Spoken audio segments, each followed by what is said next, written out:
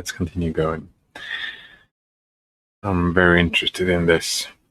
I've confirmed their consent on participating in this game in written form. Like, how's that possible when they're all imaginary? And his medical history can be provided on demand. It's funny, I guess.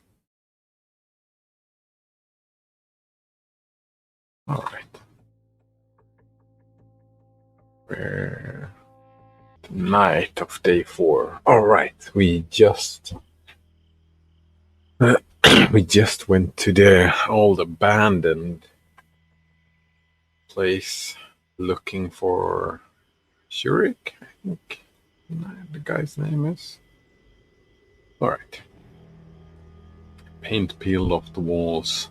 Almost all the windows were broken masonry here and there, holes in the roof that looked like those made by a bombing. Oh.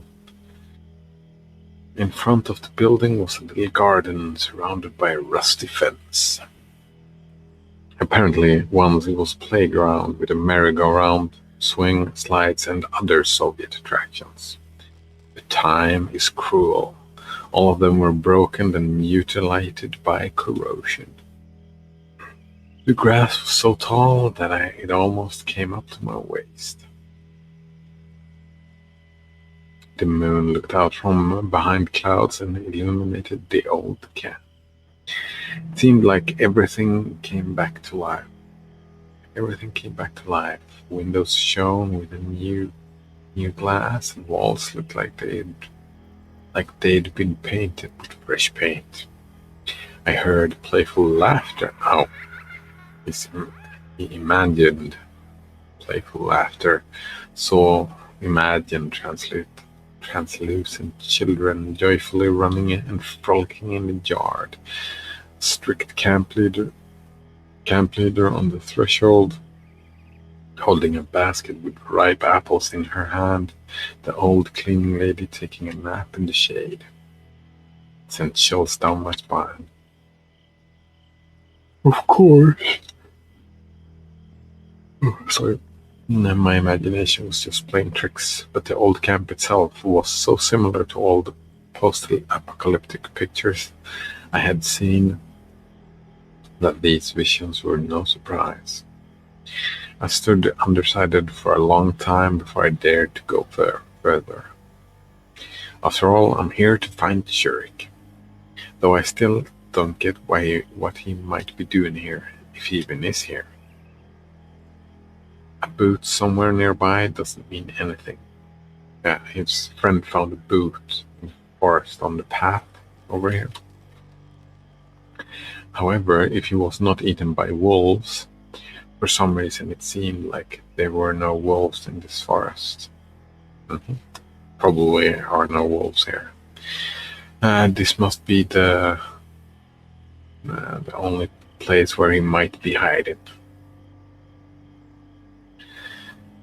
I carefully crossed the yard, pushing the tall grass apart, trying not to bump into a jagged piece of metal. Good idea. But I stopped in a doorway, hesitating. And the impenetrable heavy darkness stared back at me from inside. Even the bright moonlight could not illuminate any object or even highlight a silhouette. My head was filled up with different thoughts that all said it's better for me not to go any further and run away quickly. But I pulled myself together and turned on the flashlight. Sorry. That's a Freudian slip for sure, and stepped over the threshold. Man,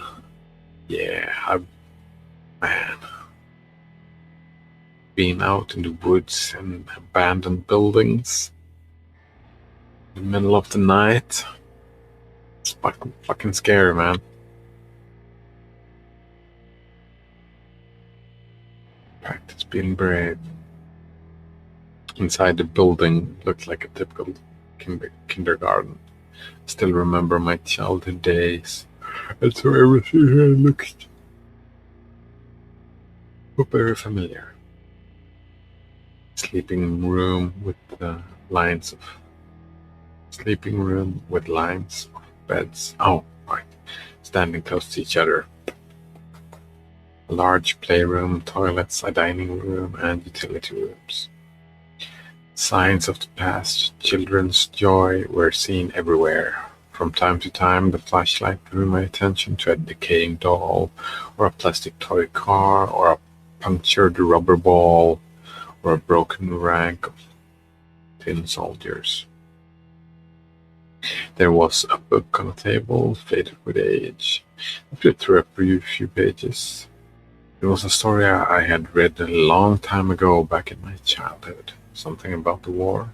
Enemies destroyed the kindergarten and all of its kids hid in the basement together with a bunch of adults, while bombs were exploding up on the surface. I don't remember the end of the story, but as far as I remember, nobody died. Looking at the illustrations, all the emotions,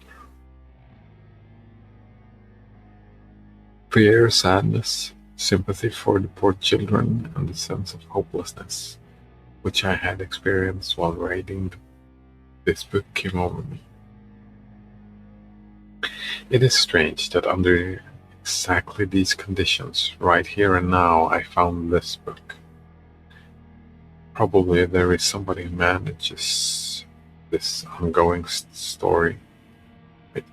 Probably there is somebody who manages this ongoing story, who writes the scenario for this absurd play, who sews costumes for the local pioneers and creates sets like this abandoned camp. So we're breaking the fourth wall, are we? He's becoming self-aware, like Deadpool. We know that he's in a story. To tell the truth, he's very talented. Oh no. Tell me you didn't. Attention is paid to even the most minor details. I mean, there is enough with the boobs and the scantily clad, the women with like pretty much no clothing on. Now he has to like jerk off in his writing. Like, ooh, I'm so talented. Fuck you, writer. Although this place was abandoned a long time ago, everything here seemed to be untouched. Of course, time didn't spare this camp. In so many years, it had often been visited by the locals. Perfect place for young people just hitting puberty. They could drink alcohol, indulge in amorous pleasures, or simply burn everything down just for fun. It's good for pubescent teenagers for sure. Electronic mentioned this place is full of legends. Legends of ghosts. Devils living here. Yeah, for sure. Like teenagers being here, getting drunk, then hearing a sound, getting scared, making a story. Yeah. Take example the story of the camp leader who committed suicide. In my world, nobody would believe that this could stop somebody. Nobody would believe that this could stop somebody. But in this reality, anything is possible. Certainly, the fear didn't disappear, but I decided that since I'd come here, I was going to carry on to the end. The building was small, so it wasn't difficult to search it completely, but I didn't find any sign of Shurik. Maybe I should just call out to him. But on the other hand, maybe that's not such a good idea. Well, that's the fear creeping in. Best idea is shouting out. On the other hand, he doesn't know anything. He has no idea how common serial killers are in this reality. Maybe being quiet Isn't that silly or stupid? Oh, on the other hand, then he shouldn't have gone here at all. Frustrated, I sat on a bench in the lobby and sighed. Ghosts, where are you? I asked the cab. And all of a sudden I noticed a strange depression in the corner. A small trapdoor. An adult would barely be able to squeeze through it. And it seemed to me that it had been recently opened as the dust was cleared around it. And so here was the part where I needed to be. And so here's the part where I need to be scared. So Shurik went somewhere.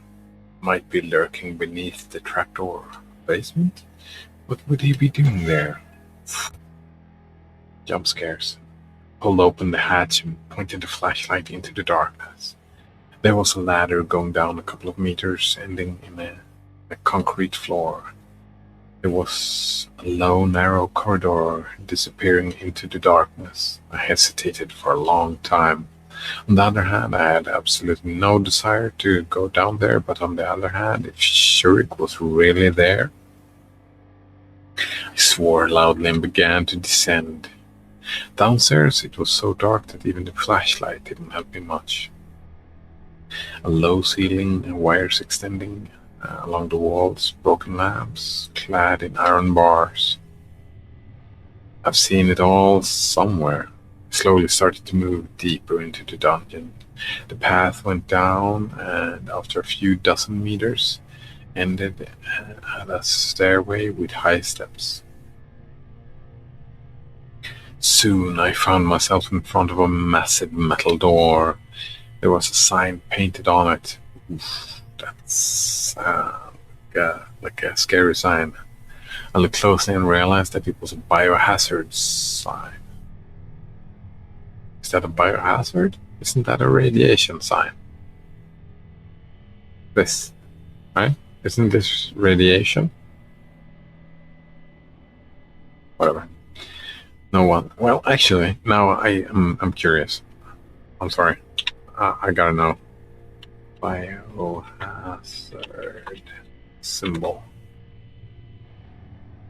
Yeah, that's biohazard.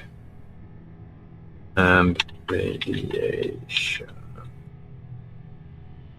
And that's radiation. Yeah.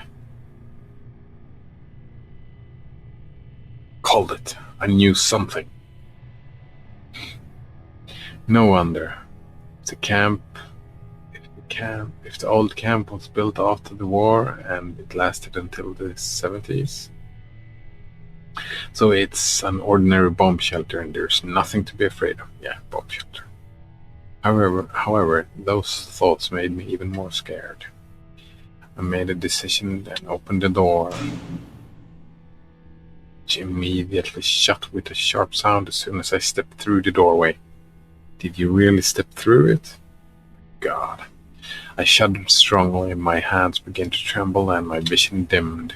I regained consciousness after a few seconds, and only then did I realize that apparently a strong spring was attached to the door. Yeah.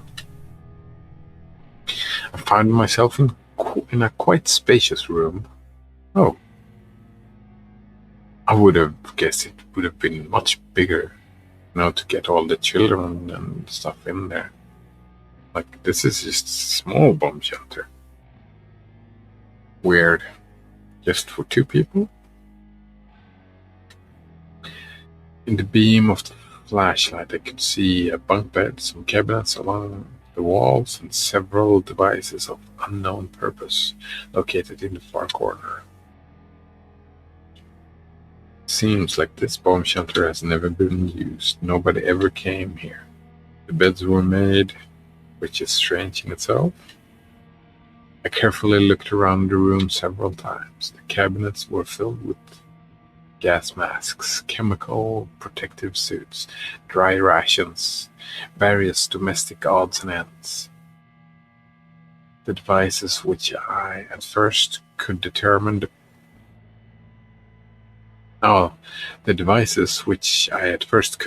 the purpose of were radiation meters, air pressure and temperature meters. In short, it was a typical bomb shelter. Yep. Oh, I love urban exploring, like finding this in real life. Abandoned. Nobody's been there for like 20 years. Would be such a great find. In short, it was a typical bomb shelter. I've never been in such a place before, but it was how I would have imagined it. The only thing that remained unexplored was the door at the other end of the room. Oh, good. This should be bigger. Pulled the handle, but the door remained closed. If someone recently came down there and he wasn't found in this room, then it would be logical to assume that he's behind this door. I called out in a whisper, "Shurik?" No reply. Maybe he locked himself out. Or it's in the middle of the night and he's sleeping. But why? Then he maybe would be sleeping in this room. It was unclear what I should do next. Try the door again. Perhaps it would be smarter to come back tomorrow with help, but for some reason I had a feeling that behind this door I would find the answers that can't wait to be found. I walked across the room and took a crowbar from the corner, wedged it under the bottom of the door and tried to rip it from its hinges. Oddly enough, after a while, I did just that. Fortunately, it wasn't as massive as the previous door. The door gave out and slammed onto the floor. I took a deep breath and pointed the flashlight down the passage. Another passage. The corridor vanished. The darkness, the same as the other one, which brought me here. It's very strange. The walls were closing in my head, almost touching the ceiling, but I could not make out the end of the corridor. I walked carefully, looking at the ground.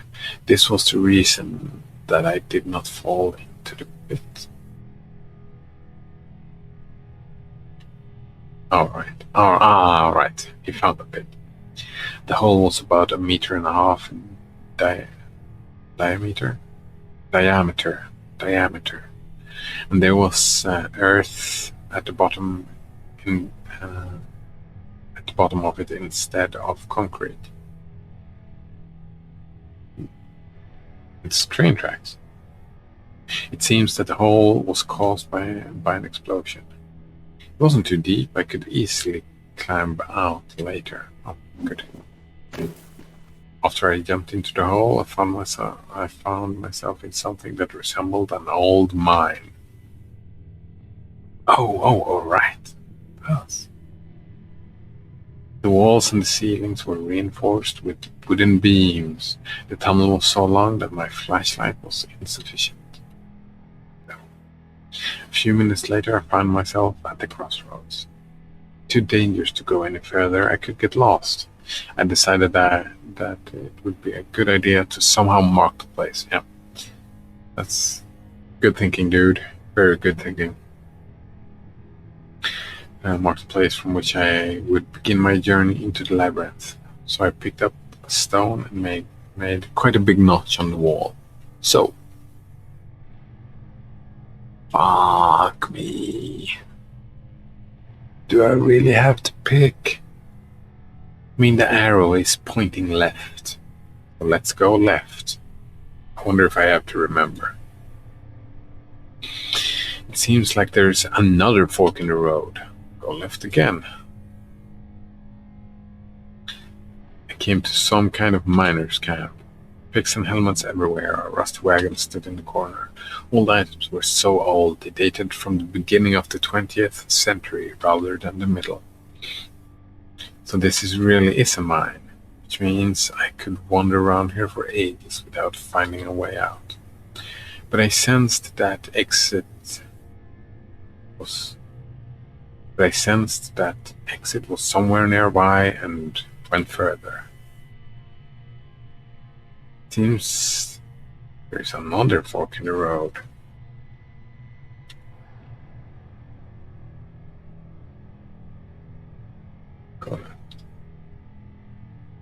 Seems like there's another. Go left.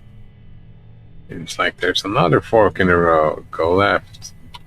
Seems like there's another fork in the road. Wait, what? I went left. Okay. Around the last turn, a door appeared from the darkness.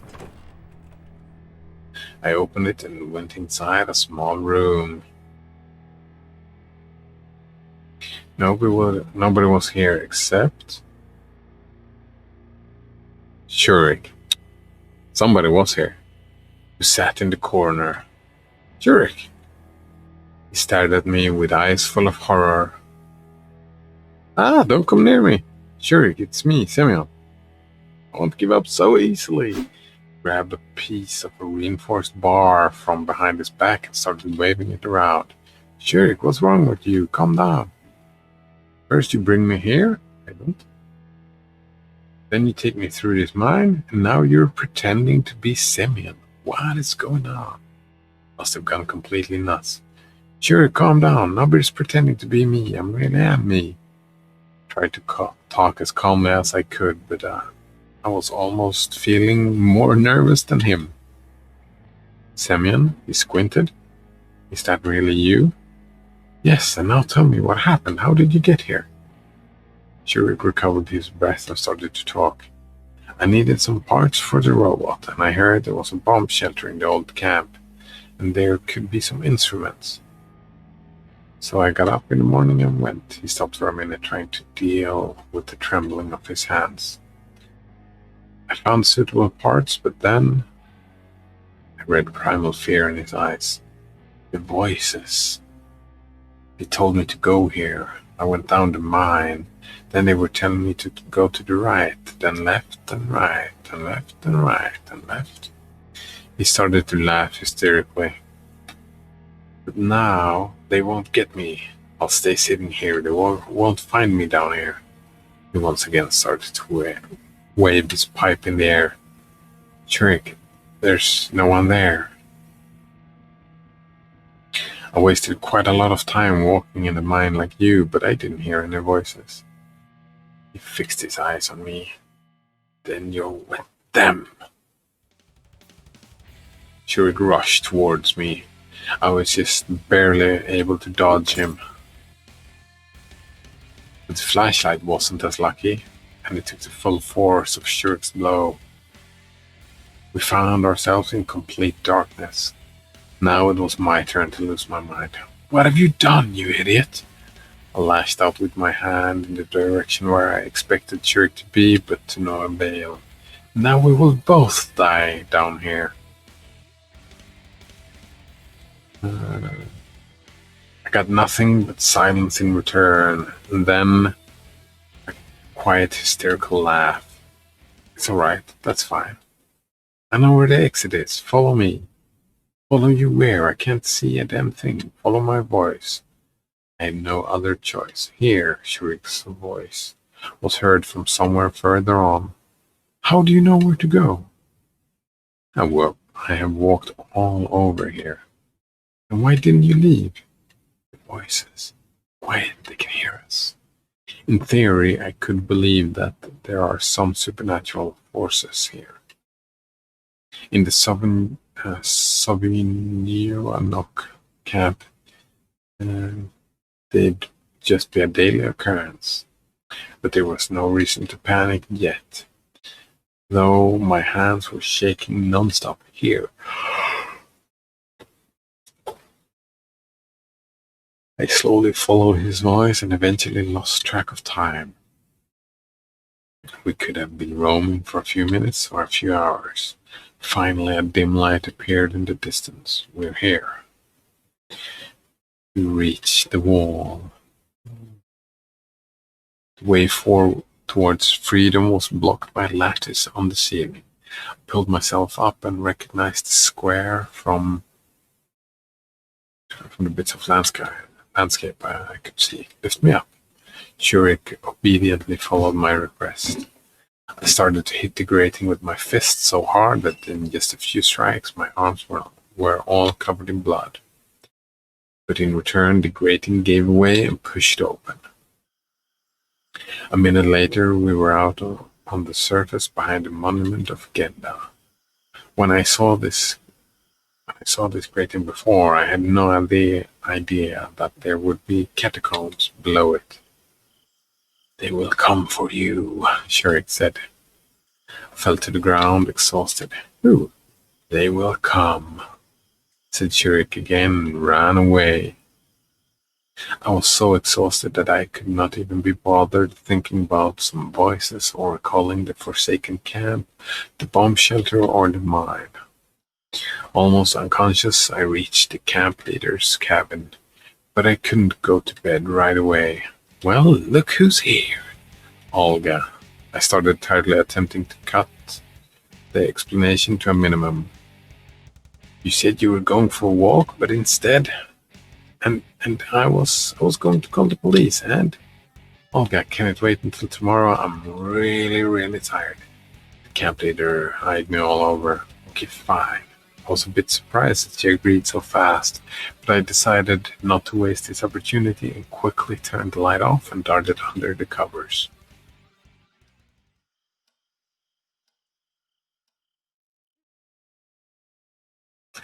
Day 5. We ran with the last of our strength, like those who run for their precious lives. A doomed person, knowing that there is no hope to save his life, will still fight the inevitable and his own fate. Barely managed to close the heavy metal doors behind me. I have no idea how deep this bomb shelter is, or if it's able to withstand a nuclear blast. But we have no other place to hide. She gripped my hand tight. "Don't be afraid." Bits of the ceiling were falling and the walls were shaking. I was prepared for the worst. But death is the kind of thing you can't ever be prepared for. But suddenly, complete silence fell. It rang even louder than the explosions. "Maybe it's time to say goodbye," she was whimpering. I wanted to comfort her somehow, but realized that there's nothing I could do. Yes, A horrible bang almost split my eardrums. It seemed that I'm just under a piece of collapsed ceiling, but I don't feel any pain. All I want is to not let her go.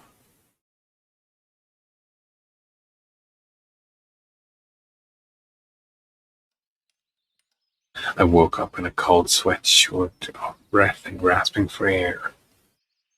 What just happened? What just happened?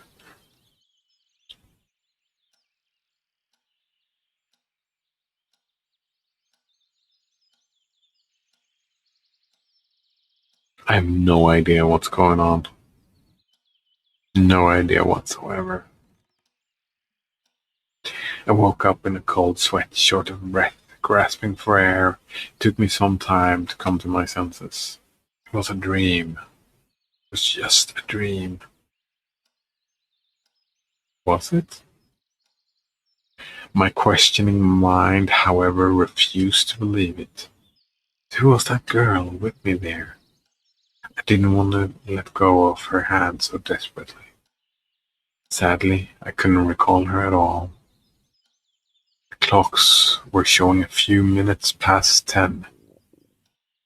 I slowly came to my senses and as reality started to take out its claim on my mind, and my stomach foully growled. All right, war is war, but lunch should be served in due time. It turned out that Olga wasn't here. She must have decided not to wake me.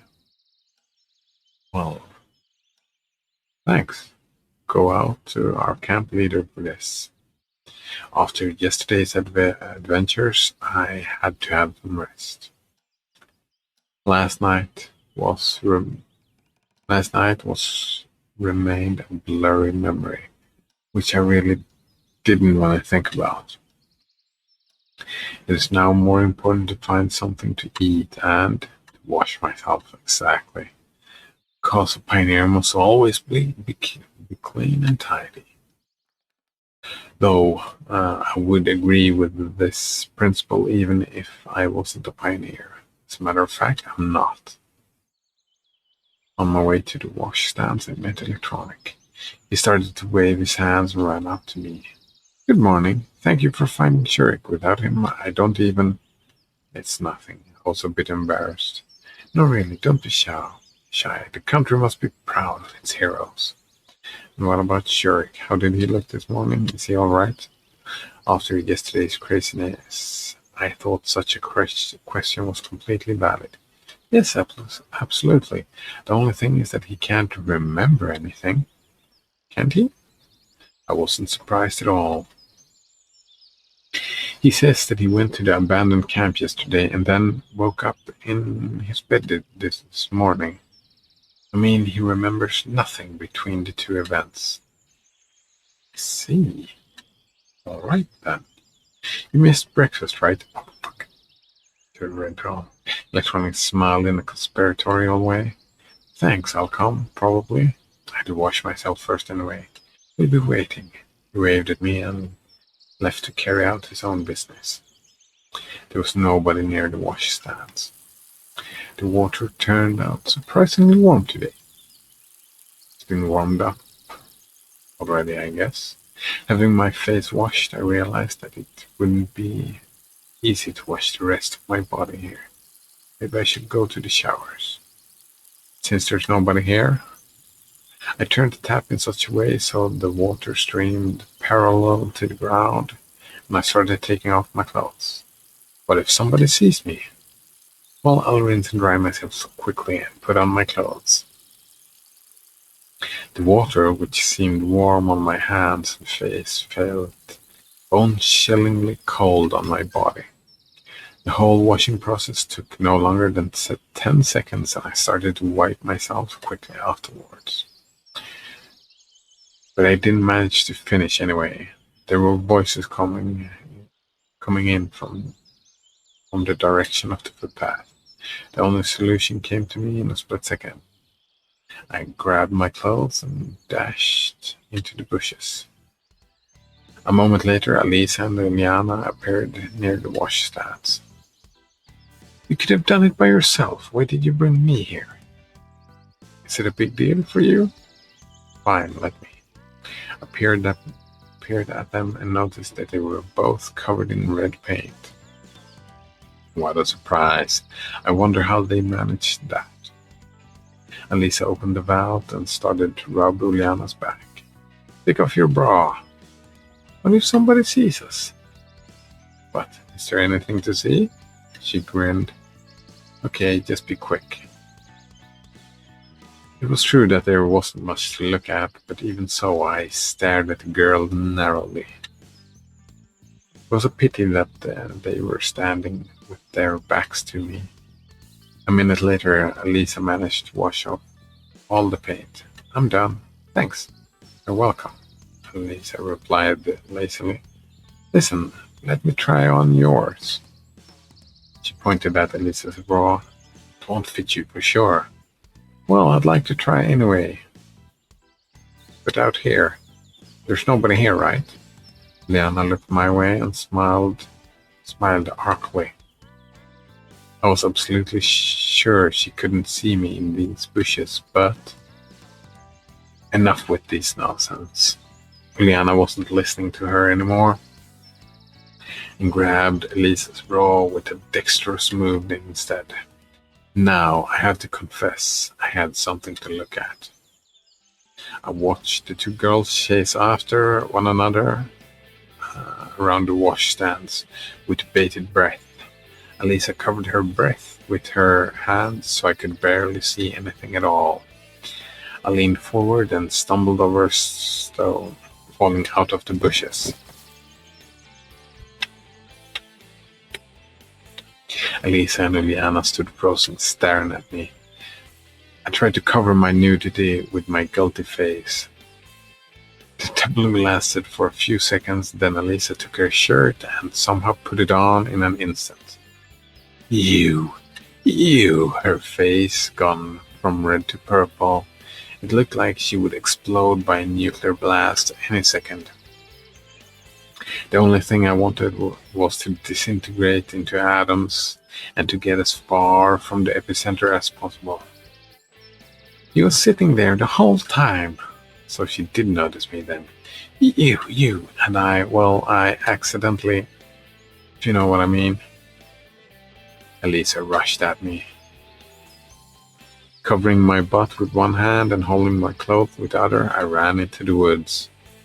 It seemed like the best solution to me at the time, as showing up naked in the middle of a camp.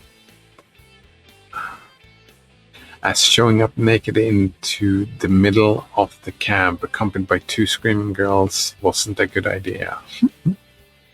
I ran without looking back and stopped a few minutes later to catch my breath. It seemed like there was no pursuit, so I managed to save myself. But at the cost of lacerated, scratching, and a bleeding feet, as I had no time to put on my boots. I sat on a tree stump and sighed. Sometime later, having dressed already, I left the forest. I need to decide what to do next. My feet are hurting, so I should probably go straight to the infirmary. But on the other hand, my stomach isn't going to wait either. Maybe I should accept the electronics invitation, or head to the canteen in the hope of finding something left to eat there. Oh.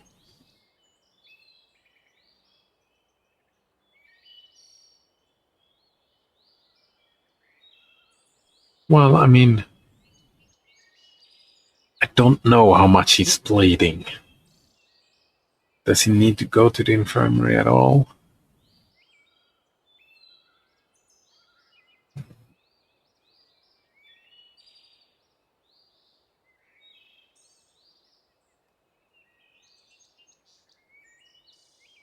Where am I? I'm in the forest, right? There is the shower, bathrooms, some more bathrooms.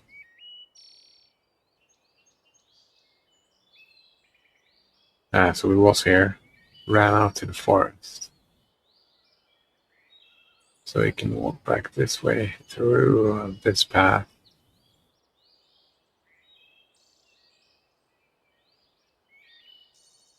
He said I should go to the infirmary, so let's go. I was always took good care of my health. Ooh, the grammar. Translation. And even better care at the times when someone starts to hurt badly. So without hesitation, I made my way to the infirmary. But right in front of the door, I stopped as if some mysterious force was holding me. I had absolutely no desire to face the camp nurse without any urgent need, but on the other hand, I almost did a great deed yesterday defending the infirmary. So, in some sense, she owed me. Took her heart and opened the door. Hi, Pioneer. Hello. I'm sorry that I was so late yesterday. Wasn't a problem at all. Why have you come? Are you sick? He smiled slyly. Well, I got my feet a bit what? My feet. I gave a stupid answer. Okay, show me. I sat on the couch and took off my boots. How did you manage that? I better keep silent about what happened near the washstands. Well, okay, never mind. Wait a second. She rummaged the drawer and took out a big red pill with a cross-shaped notch from a vial. What is that for? I was disturbed by the size of the pill and its strange shape. They are broken in halves, usually, not in quarters. This is to make the amputation of your legs unnecessary. What? Okay. Nothing, don't be afraid, Pioneer. You'll take it and you will be all right. And this pill, why does it look like that? That's for patients who refuse to take medicines pre-herorally. We screw it into them with a screwdriver. Then I didn't dare to ask. They were being screwed in, actually. Now tried to bear it a bit. She took a big pack of cotton wool, wrapped a bud with it, and applied plenty of iodine to it. I braced myself for the torments of hell. I moaned quietly, but my trust in this method of disinfection was much higher than the odd pill, so I had to withstand the burning. Now it's done. I put on my boots and tried to walk.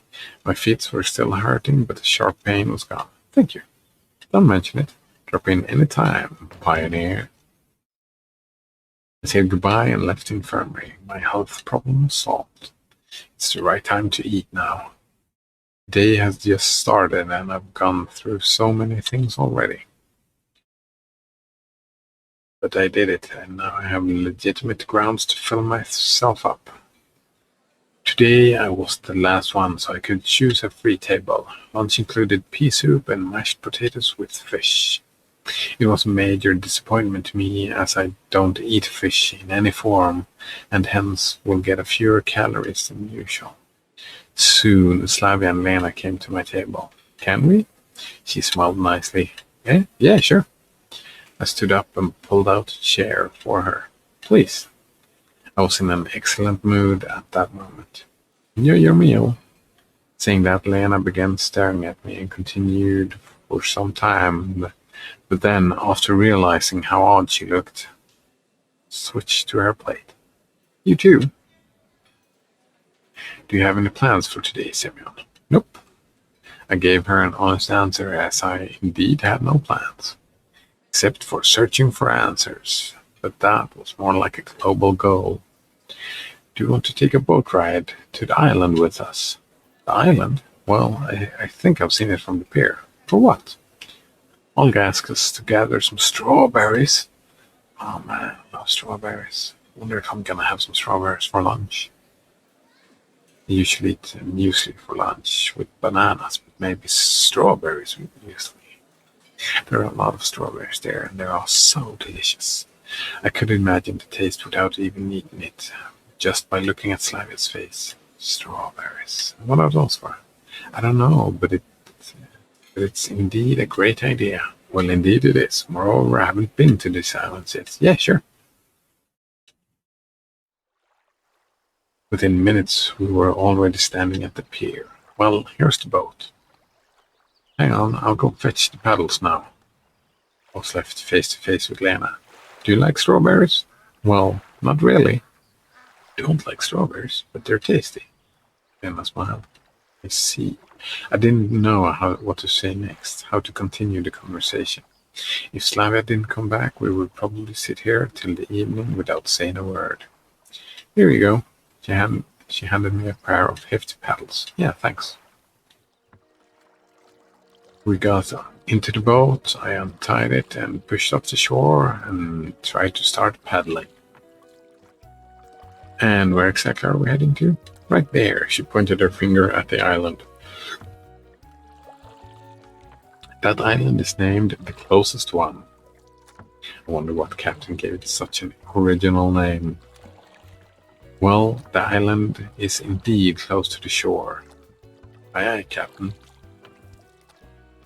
If only I'd known what was waiting for me ahead. I wasn't an experienced oarsman. I rowed a boat just once or twice in my life. It was less than half a mile to the island, but we were making our way in zigzags thanks to my skills. By approximately the middle of the trip, my arms hurt so badly that I dropped the paddles to get some rest. Well, aren't there any strawberries anywhere else? I mean, in more accessible places? But the tastiest ones grow there. Slavia gave me a puzzled look. Is it hard for you to row alone? Lena, unlike Slavia, understood everything straight away. Oh, it's nothing. Anyway, I couldn't let a fragile girl help me. The rest of the way I spent concentrating on staying alive while getting to the island. Slavia and Lena discussed something, but I wasn't listening. That was too much for me. At last we arrived. Completely exhausted.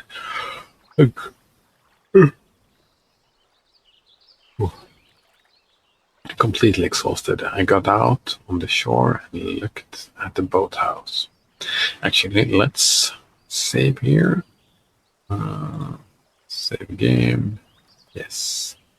And I do want to overwrite. So, and let's quit there for today because it's time for lunch.